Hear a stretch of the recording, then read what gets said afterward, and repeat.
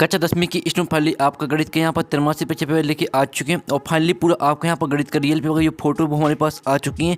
तो आपको इस वीडियो को एंड देखना, साथ ही आप यहाँ पर इस पे पूरा आप यहाँ पर सॉल्व कर लेते हैं तो आपके 75 नंबर आने वाले हैं, क्योंकि जो पूरा आपका यहाँ पर गणित का पेपर है वो हमारे पास आ चुका है। और हम इस वीडियो में आपको यहाँ पर संपूर्ण हल सहित कराने वाले हैं और पूरा पेपर आपको दिखाने वाले हैं। आप यहाँ पर देख लीजिए 83 बचे 2 23 24 कक्षा 10वीं विषय गणित, ठीक है। आपका समय 3 घंटे रहेगा, यहाँ पर पूर्णांक 75 नंबर आने वाला। और साथ ही आपके यहाँ पर निर्देश आते हैं, सही प्रश्न हल करना अनिवार्य है। और प्रश्न क्रमांक 1 से 5 तक वस्तु प्रश्न जिनके लिए यहाँ पर 30 अंक निर्धारित है। तीसरा निर्देश आता है प्रश्न क्रमांक 6 से 17 तक, प्रत्येक प्रश्न 2 अंक का, शब्द सीमा आपकी 30 शब्द है। चौथा निर्देश आता है 5वां निर्देश, ठीक है। तो आप यहाँ पर निर्देश भी पढ़ सकते हैं। और वीडियो को लाइक के लिए, चैनल को सब्सक्राइब के लिए, क्योंकि पेपर लाने में बहुत ज़्यादा मेहनत लगती है। तो चलिए जो आपके यहाँ पेपर बहुत देख लेते हैं। तो पहले तो आपके यहाँ पर आते हैं सही विकल्पों के लिए 6 नंबर के आते हैं। पहला आता 4 और 7 का महत्तम समावर्तक HCF होगा। तो आपका आता 1, बाता 2 और साता 3 और दाता 4। तो यहाँ पर 4 और 7 का महत्तम समावर्तक HCF होगा, तो इसका करेक्ट आंसर आपका आ हो जाएगा 1, ठीक है। तो आपको यहाँ पर अच्छे से याद करते रहना, ठीक है। पूरे ऑब्जेक्ट आपको यहीं पर पूरे ठीक है रट लेने, क्योंकि वो आपका यही आने वाला पेपर। दूसरा आता है यदि द्विघात बहुपद ax की घात 2 + bx + c के शून्य अल्फा और बीटा हो तो अल्फा इंटू बीटा का मान होगा। तो आपका इसका ऑप्शन आता है C/में A और बा आता A/में C और सात माइनस C/में A और दाता माइनस A/में C। तो यहाँ पर यदि द्विघात बहुपद ax की घात 2 + bx + c के शून्य अल्फा और बीटा हो तो अल्फा इंटू बीटा का मान होगा, तो इसका आंसर आपका आ हो जाएगा C/में A। अब चलिए आपके यहाँ पर तीसरा देख ले। तीसरा आता निम्नलिखित में से 2 चरों में रैखिक समीकरण है, तो इसका आंसर आपका दा हो जाएगा 5x + 6y = 7, ठीक है। तीसरे का आपका दा करेक्ट आंसर रहेगा। फिर आपका चौथा आता द्विघात समीकरण 2x की घात 2 - 6x + 3 = 0 के मूल होंगे। तो आपका वास्तविक आता काल्पनिक, वास्तविक और काल्पनिक दोनों, और दाता इनमें से कोई नहीं। तो यहाँ पर द्विघात समीकरण 2x की घात 2 - 6x + 3 = 0 के मूल होंगे, तो इसका आंसर आपका आ हो जाएगा वास्तविक। तो आप यहाँ पर अच्छे से रट लीजिए, क्योंकि वो यही पेपर आने वाला। 5वां आता समांतर श्रेणी 2, 5, 8 का 5वां पद है। आपको यहाँ पर इसका 5वां पद बताना है, ठीक है। तो जो इसका 5वां पद रहेगा वो आपको हो जाएगा 14, ठीक है। 5 में का आपका बा करेक्ट आंसर रहेगा 14। अब चलिए आपके यहाँ पर 6वां आता है यदि किसी बिंदु P की निर्देशांक x y हैं तो x को क्या कहते हैं, ये आपको बताना है। तो आपका था P की कोटि, बा था P का भुज और सात y की निर्देशांक और दाता इनमें से कोई नहीं। यदि किसी बिंदु P की निर्देशांक x y हैं तो x को क्या कहते हैं, तो इसका आंसर आपका बा हो जाएगा P का भुज, ठीक है। तो इस तरह से आपके जो 6 नंबर के सही विकल्प वो कंप्लीट हो जाते हैं। और आपने अच्छी तरह से यहाँ पर याद भी कर ली होंगी, स्क्रीनशॉट भी ले लिए होंगे। स्क्रीनशॉट नहीं लिया तो ले लीजिए, क्योंकि आपको याद करने में आसानी जाएगी, ठीक है। और सॉल्व करने में आसानी जाएगी। तो आपको पूरा पेपर रट के जाना, ठीक है। आपके यहाँ पर आते हैं रिक्त स्थान की पूर्ति के 6 नंबर के आते हैं। तो पहला आता √2 एक ऋण संख्या है। तो यहाँ पर √2 आपकी एक अपरिमेय संख्या है, तो पहले का आंसर आपका यहाँ पर हो जाएगा अपरिमेय, ठीक है। आप यहाँ पर देख लीजिए, पहले का आंसर आपका अपरिमेय हो जाएगा, ठीक है। यहाँ पर अच्छे से आप यहाँ पर देख लीजिए।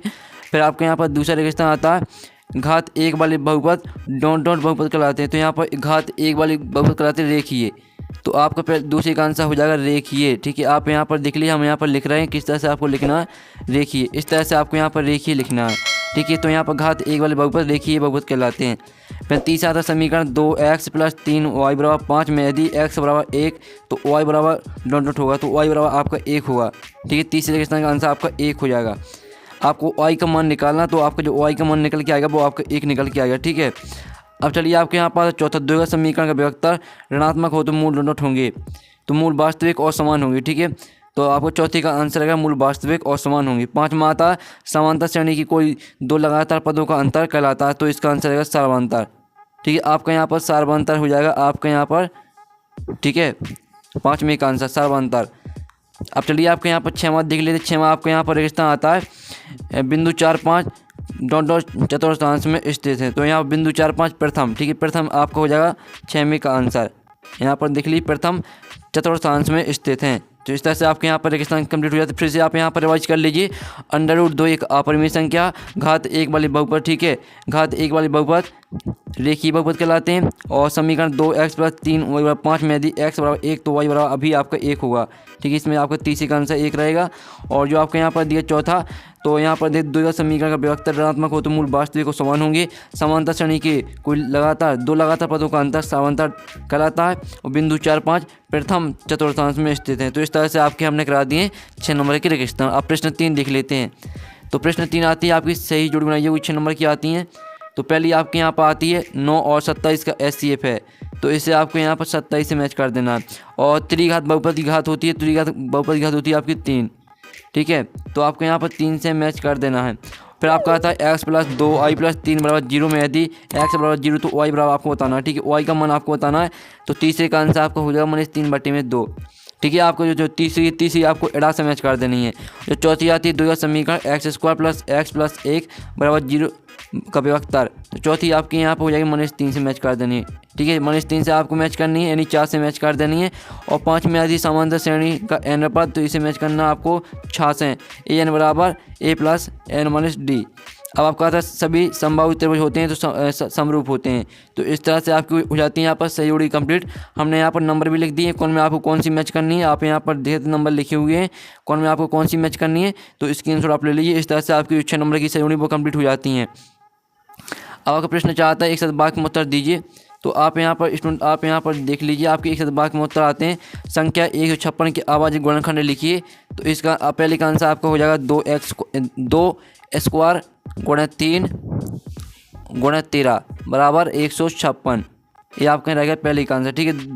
2 की घात 2 गुणा 3 गुणा 13 = 156, ये आपको पहले का आंसर हो जाएगा। फिर आपका यहाँ पर दूसरा था रेखिक बहुपद की घात कितनी होती है, तो आपको यहाँ पर लिखना रेखिक बहुपद की घात होती है 1, तो आपको दूसरे का आंसर रहेगा आपका 1 होती है।